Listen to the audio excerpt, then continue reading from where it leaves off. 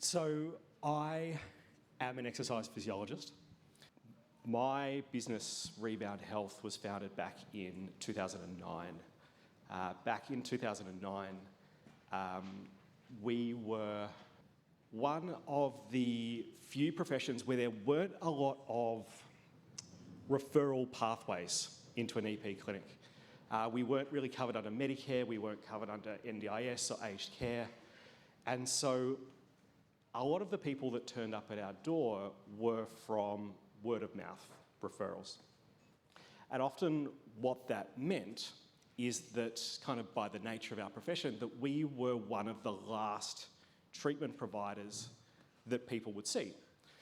So something would go wrong, they would see their GP, they would see their surgeon, they might see a physio or a chiro or a massage therapist, and they would kind of end up at our door, you know, a year or 2 years after something's happened. And for us, in listening to the stories of those clients, we kind of noticed two main things. The first thing was that our clients had to tell their stories again and again. So when they went to those different professions before they got to us, they had to tell what happened to them, what's been happening with their recommendations and how it's gone. And so they got a little bit frustrated from having to say that again and again. The second thing was that there was oftentimes some miscommunication about what those different professions were actually telling the client.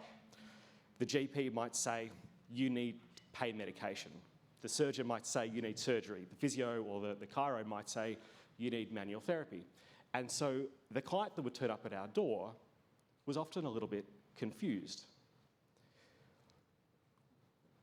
We made a very conscious decision to be a multidisciplinary clinic. And the reason that we did that was to solve those two issues. To have a place where clients could come, or patients could come, and only have to tell their story once. And the second thing was that we wanted to create a group of practitioners who had a fairly similar philosophy when it came to treatment, so that they weren't getting conflicting information from different practitioners when they came in. And what we hoped that would create would be a safe space for people where they were able to work with a team of professionals and help them work towards what their goals were. And so over the last 3 or 4 years, we've worked pretty hard at becoming a really good multidisciplinary clinic. And so I'm going to share 3 of the key learnings that we have had from this process. The first one is that, I've said there it starts in induction. It actually starts in recruitment. So making sure that we are bringing on people into our teams that have that collaborative approach to treatment. But in our 0 to 100 documents, we are making sure that there is an opportunity for our team members to get introduced to the different professions that we have, the different individuals that we have as well, so that they can build a confidence and an understanding about how a different discipline might be able to help the patient that they're seeing. It's built into our assessment templates. So, we ask, would this person benefit from a multidisciplinary approach to treatment? Like, that is literally the question that we ask. And so it prompts our team to think about not just looking in, their own lens, but potentially the different lenses of other professions and how they might help those clients. It's also built into our client journey in the sense that we know when people come in to our service that, potentially they might come in for EP at the start, but we know that dietetics or OT or another profession might help them, but they might not be ready to take that next step yet. So we want to think about priming these people for when they are ready to take a multidisciplinary approach, that we have visibility there and that they know that we can offer that service for them in the future. And then the final one there is a refined internal referrals process. So for us, that was a game changer. We have now a very systemised approach where people can internally refer. It allows us to manage and measure that process so we can work out who is referring, which profession are they referring to, and be able to celebrate with our team when they actually do those things. It also allows us at the end of the year to reflect on, are there more opportunities to create some more visibility within our own teams through professional development, through shared management plans, through multidisciplinary treatment mapping that can highlight and teach our new team members the benefits of working within a multidisciplinary team. The reality is, though, that all of that is great, but the fundamental component here is about the trust the practitioners have with the other members of their team. If I'm a practitioner sitting in my room and I trust that the person in the next room is going to be an evidence-based, person-centred, is going to involve me in the care of that client, then I'm far more likely to want to refer my patient or my client to them.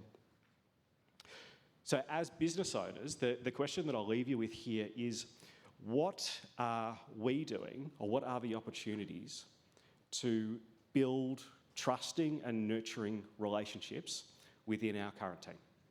Andrew, I've got 2 questions for you. A question on multidisciplinary therapy clinics. Do you use a key worker model? Are your goals and plans combined if co-treating with another professional? We would love to be able to work towards that. We don't right now. And I think as I was listening to Daniel Gibbs's presentation this morning about different stages of business, I think within the 4 disciplines that we have, that those disciplines are also in different stages. Yeah. So as an exercise physiology practice, like, we are quite established, quite well known, don't have any, touch wood, issues with recruitment and things like that. But some of our other disciplines are still emerging. So we don't yet have the resources to bring in that key worker model yet, but it is something that we will work towards in the future. How do you monitor internal referrals in a systematic way? So we do it through Google Forms. Every time an internal referral happens, the team member will fill out an internal referral form. That form will either go to our NDIS coordinator or our practice manager, just depending on which scheme the client is coming under. And they will kind of make sure any of the behind the scenes, whether we need to update service agreements or update Medicare TCA forms, things like that can happen, so that doesn't sit with the practitioner. It kind of sits with our support team to be able to facilitate that. Hi, I'm Sean, a physio from Sydney. Was an EP first and then went to the dark side. I do have a question for Andrew. With a multidisciplinary approach, how did you decide which services you wanted to integrate first? The first physio that came on board, Sol, who's still with us, he was my CrossFit coach. And so when I would go to the gym, I would meet with him, and over the course of time, he finished his degree, and that sort of led to a role with us because there was a pretty good overlap between what we were doing and what, as a physio, he wanted to do. So Sol was our first physio. Our first OT was a colleague of a dietitian that we had on the team already. She came to a fundraising event that we did, and we offered her a job like 2 weeks later. So it just came from like connections within the team. But in doing that, our business kind of works quite heavily in the NDIS space.